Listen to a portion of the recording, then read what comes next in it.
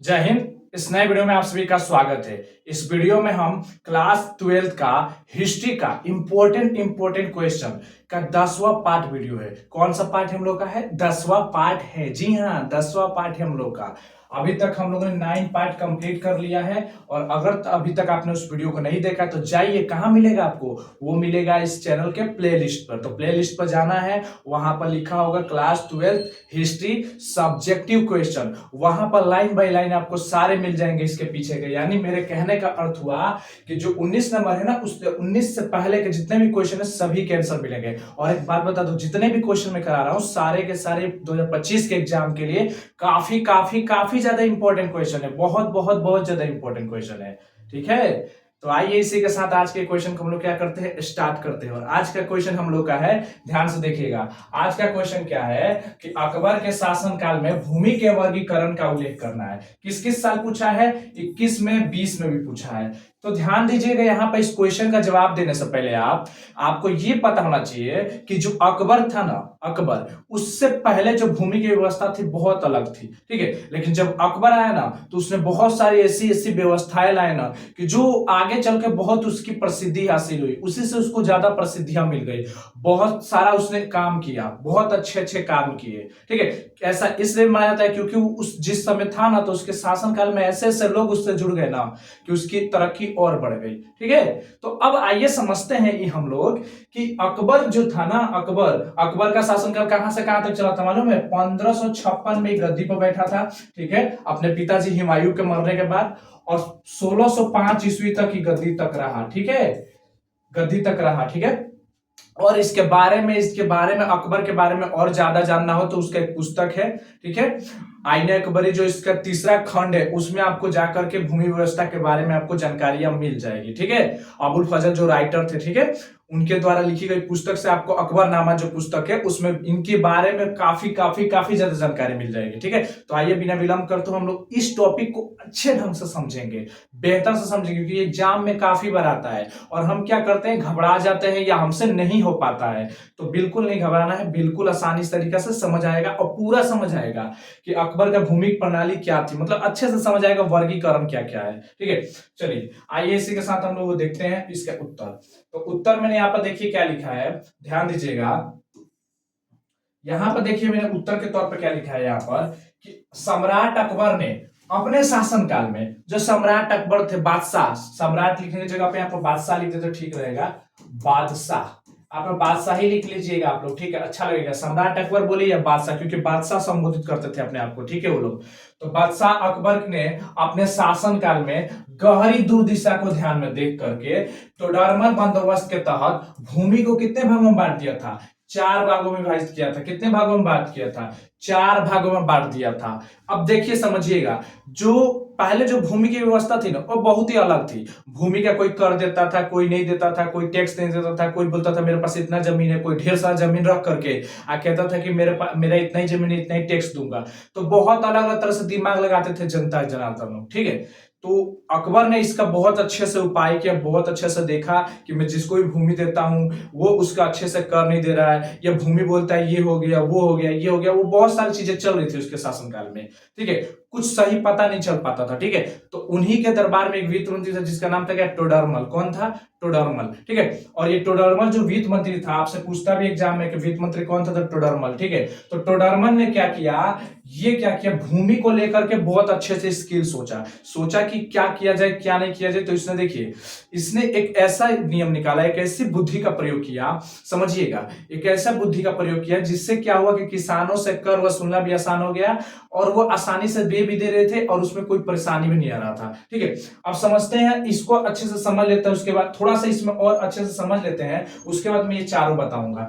थोड़ा सा इसके बारे में हम समझ लेते हैं और समझिएगा क्या हो रहा था कि जब अकबर का शासनकाल चल रहा था ना तो उसके शासनकाल में बहुत परेशानी होती जमीन को लेकर के। तो ये जो थे ना टोडरमल, टोडरमल ने क्या किया, बहुत अलग अलग तरह का किस्म लगाया। वहां पर क्या किया उसने, जो भूमि होती थी ना, भूमि, वो रस्सी से मापी जाती थी। पहले भूमि को कैसे मापते थे लोग? रस्सी के माध्यम से माप लिया करते थे। तो क्या होता था, कभी रस्सी मापने पर कभी छोटा तो कभी बड़ा, ऐसे हो जाया करता था। ठीक है, कभी रस्सी से छोटा तो कभी बड़ा।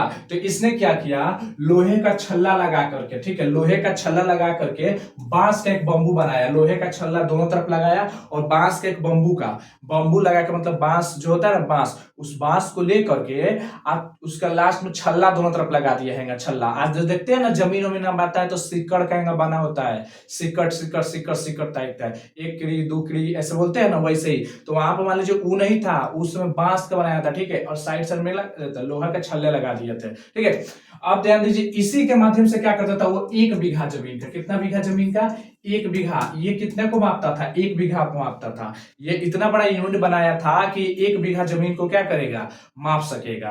ठीक है, ये 1 बीघा जमीन को क्या करेगा, माप सकेगा। इतना किया। उसके बाद क्या हुआ कि जब ये भूमि वगैरह को माप लिए तो अब उसको क्या किया कि देखिए, इसको जो था ना, अब टैक्स की बात आ गई। अब उसके बाद क्या आ गई, टैक्स वगैरह कैसे लिया जाए, मतलब अब लोगों से टैक्स कैसे लिया जाए। भूमि वगैरह तो डिस्ट्रीब्यूट हो गया, क्योंकि अब ज्यादा जाएंगे तो ज्यादा डीप हो जाएगा, इसमें बहुत सारे लोगों को नियुक्त भी किया गया था, तो उसकी बात हटाइए। तो जब भूमि आ गई, भूमि का ये सीधापन हो गया, उस पर फसल आ, तब जानेंगे कि कितने तरह की भूमि आ गई। उसने कितने तरह की भूमि को डिस्ट्रीब्यूट किया, कितने भागों में बांट दिया भूमि को। बीघा में तो नापता था, नापने का काम खत्म। अब उसके बाद देखिए इसको कितने भागों में बांट दिया। तो देखिए भूमि को उसने 4 भागों में बांटा था। कितने भागों में बांटा था, 4 भागों में बांट दिया था। अकबर ने 4 भागों में भूमि को बांटा। याद रखिएगा ट्रिक से, इस नाम को ट्रिक से भी याद रख सकते हैं। यहां पर मैं ट्रिक लिख देता हूं, ट्रिक। ट्रिक क्या रह सकता है, पोप, पोप, ठीक है, पोप चब, पोप चबा, क्या, पोप चबा, क्या, पोप चबा। ठीक है, ये याद रखिएगा, ट्रिक याद रखिएगा, पोप चबा।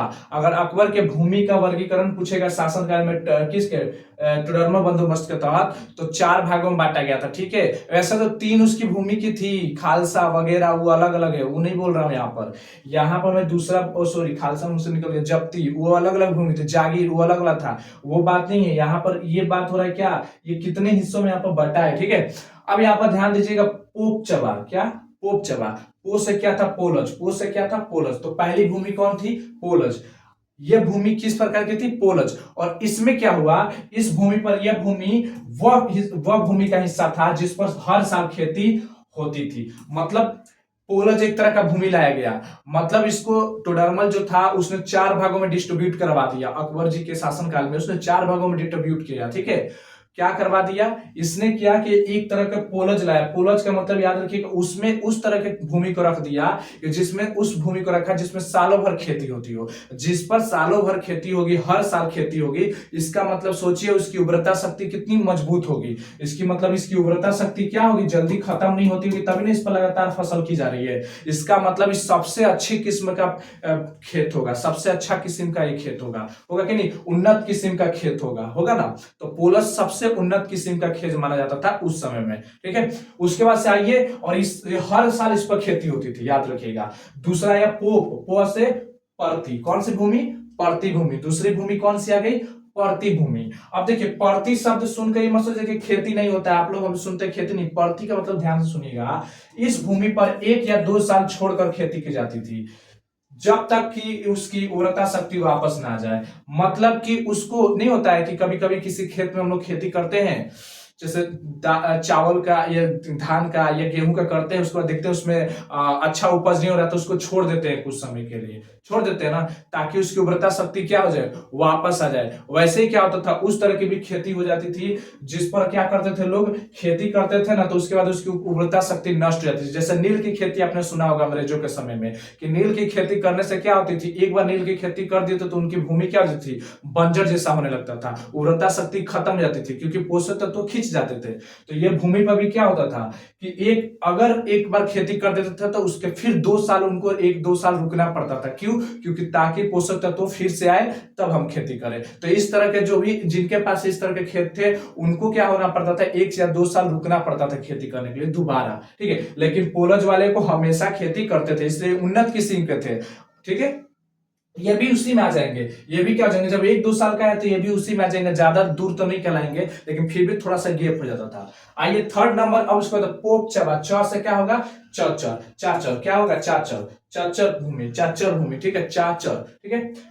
इस भूमि पर प्रत्येक 4 साल के अंतराल में खेती की जाती थी। कितने साल के अंतराल में खेती की जाती थी? प्रत्येक से 3 या 4 साल, 3 या 4 साल के अंतराल में होते थे, ठीक है। लेकिन मिनिमम 3 साल रखिएगा या 4 साल, ठीक है। आप 3 या 4 साल कर सकते हैं, ठीक है। तो आप लिखिएगा वैसा भूमि जिस पर एक बार खेती कर देंगे ना तो उसके 3 या 4 साल उस पर रुकना पड़ता था, उसके बाद अगली खेती की जाती थी। तो इस तरह के भूमि को हम लोग क्या बोलते थे? चाचर भूमि कहा जाता था। उस समय कहा जाता था, मुगल काल के समय में, ठीक है। उस भूमि को उसने क्या कहवा दिया? टोडरमल ने चाचर भूमि कहवा दिया अकबर के शासनकाल में, ठीक है। अब आ गई चौथी भूमि, जिसको कहा जाता है वह भूमि बंजर भूमि। बहुत से बंजर भूमि, वह भूमि जो खेत योग्य नहीं थी और इस पर वर्ग में शामिल ही नहीं थी। खेती ना होने की वजह से इस पर भूमि का लगान टैक्स वसूला नहीं जाता था। इस पर क्या था? टैक्स वगैरह वसूला नहीं जाता था। कहा था, लेकिन थोड़ा बहुत ध्यान दीजिएगा। ये खेती इस पर कब की जाती थी? मतलब समझिए कि इसमें 5 साल के बाद, इस पर अगर खेती भी होगी तो कितनी साल के बाद? 5 साल के बाद। तो 5 साल के बाद कोई किसान इतना दिन इंतजार करेगा?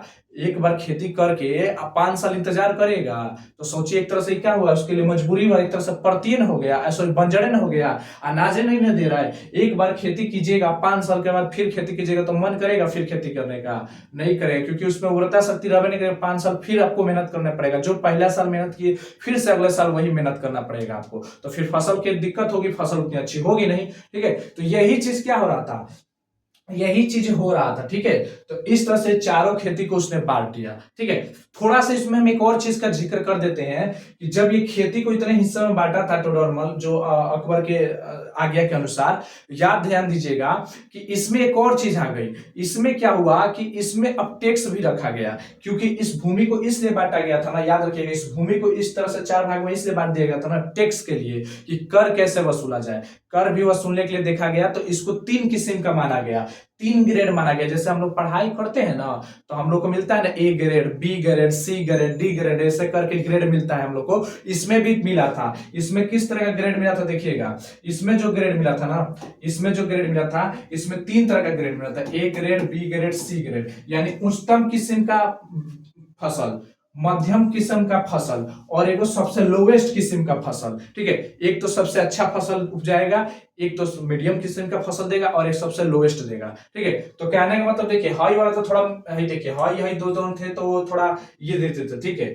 हाई जो था ये चाचर वाला, ये थोड़ा सा देता था मध्यम, लेकिन हाई तो सबसे नीचे था, बेकार किस्म का था, ठीक है। तो क्या वो नहीं कह रहे कि इन चारों इन्हीं को बांटा गया है, ठीक है, ऐसा नहीं। ये जितना भी फसल था, इसमें भी अच्छी फसल होती थी, इसमें भी अच्छी फसल होती थी, इसमें भी अच्छी फसल, इसमें भी अच्छी फसल, लेकिन इन सब फसलों में क्या होता था? टैक्स को देखिए किस तरह से ABC यानी ग्रेड लेकर के दिखाया था, कौन फसल सबसे अच्छा है, कौन फसल सबसे कम है और कौन फसल उससे भी कम है, ठीक है। इस तरह से व्यवस्थाएं बनाई गई थी। और याद रखिएगा, सरकार जो था ना, सरकार जो जिसकी मतलब राजा की जो सरकार थी, मतलब बादशाह की, वो टैक्स कितना लेते थे? 1/3 हिस्सा टैक्स लेते थे, ठीक है। अब यहाँ पे टैक्स के भी जिक्र कर लेते हैं, लगान का भी जिक्र हम कर लेते हैं। तो ये 1/3 हिस्सा टैक्स के तौर पर लेते थे। कितना? 1/3 हिस्सा टैक्स के तौर पर लेते थे, 1/3 हिस्सा। तो अब कहने का मतलब, जब 1/3 हिस्सा, मान लीजिए 1/3 हिस्सा ही ले लेंगे, तो बताइए अब भाई सब 1/3 हिस्सा देंगे। आप सोचिए जरा, भाई सब के सब 1/3 हिस्सा देंगे तो फायदा तो फिर इसको हो जाएगा, इसको फायदा होगा, इनको तो फायदा नहीं होगा, ठीक है। ज्यादा तो फायदा नहीं होगा बेचारों लोग का। ये तो देंगे, ठीक है, इनका अच्छा हो रहा है, ठीक है, लेकिन इन बेचारों को क्या होगा? इनका तो हर साल हो रहा है, तो हर साल 1/3 देंगे क्या? सोचिए, यहां पर ध्यान दीजिएगा। अब हाइपोलॉज वाले जो थे, ये हर साल 1/3 देने के काबिल थे, ठीक है, दे देते, ये भी दे देते, एक साल के लिए गैप हो रहा है। लेकिन अब बताइए, हाई कहां से देगा? हाई यही जो 2 बच रहा है, ये तो बिल्कुल नहीं दे पाएगा। चाचर और बंजर तो बिल्कुल नहीं दे, कहां से देंगे? 1 साल खेती करेंगे और 4 साल अपने जेब से भरेंगे, कहां से देंगे? लेकिन देना होगा, तो ये तो नहीं हो पाएगा। इसलिए क्या किया अकबर ने, इसको जो टोडरमल थे उसको 10 साल के लिए रख दिया गया, 10 साल के रेंज में बना दिए गए। क्या कर दिए? 10 साल बोल दिए कि अब 10 साल के अंतराल में आपको क्या करना है? 10 साल के लिए खेत लीजिए और 10 साल उस पर खेती कीजिए और 10 साल के बाद आपका वो सारा रेशियो बनेगा और उसका 1/3 हिस्सा लिया जाएगा। 1 बीघा पर, कितना बीघा पर? 1 बीघा पर, ठीक है। 1 बीघा पर हम लोग लेंगे इतना इतना, ठीक है। हम लोग 1 बीघा पे 1/3, मतलब जितना भी उपज होगा उसका 1/3 हिस्सा हम लेंगे। सरकार को देना होगा कर के रूप में, टैक्स के रूप में, ठीक है। तो तो इस तरह से क्रेप करके इन्होंने टैक्स वगैरह भी लाया था, ठीक है। और कहा यह भी जाता है, कुछ ये भी मालूम है जानकारी की जो निचले किस्म के थे ना किसान, इनको टैक्स, ये क्या होता था, भूमि नहीं उपजाया करते थे। अब मान लीजिए एक बार खेती करते थे उसके बाद नहीं करते थे, तो इनको भी लालच देते थे अकबर, सम्राट जो अकबर थे ये भी लालच देते थे, बोलते थे तुमको पहला साल टैक्स बहुत कम देना है, दूसरा साल भी टैक्स कम देना है, तीसरा साल भी कम टैक्स देना है। तो 5 साल के बाद इनको टैक्स देना पड़ता था, ठीक है। तो ये बुद्धि लगाते थे, ठीक है। अब देखिए इनको टैक्स देने का मतलब ये नहीं रखिएगा कि इनको हर साल टैक्स देना पड़ेगा, नहीं, जितने साल के बाद इनकी खेती होगी उतने साल के बाद इनको टैक्स देना होता था। ये नहीं अब मान लीजिए 2 साल के लिए छोड़ देते हैं तो दो साल जो गिफ्ट गया उसमें भी टैक्स देना पड़ेगा, नहीं नहीं नहीं नहीं, ऐसा नहीं था। मान लीजिए जिस साल खेती किया उसी साल का इनको देना होता था, और जिस साल खेती नहीं करता था उसका नहीं देना होता था, ठीक है। तो जिस साल खेती करेंगे उस साल का इनको टैक्स देना पड़ता था। इस तरह से देखिए इस भूमि को कितने भागों में बांटा गया, 4 भागों में बांटा गया, ठीक है। और ये क्यों और इसका 1/3 हिस्सा सरकार के जेब में चली जाती थी, यानी बादशाह के जेब में चली जाती थी, उनके पास चली जाती थी पैसा के तौर पर। ये 2 तरह से देते थे, नगद के रूप में भी दे सकते थे या उपज के रूप में दे सकते थे, जैसे भी दे, ठीक है। तो इस तरह से अकबर की जो थी व्यवस्थाएं चल रही थी, ठीक है।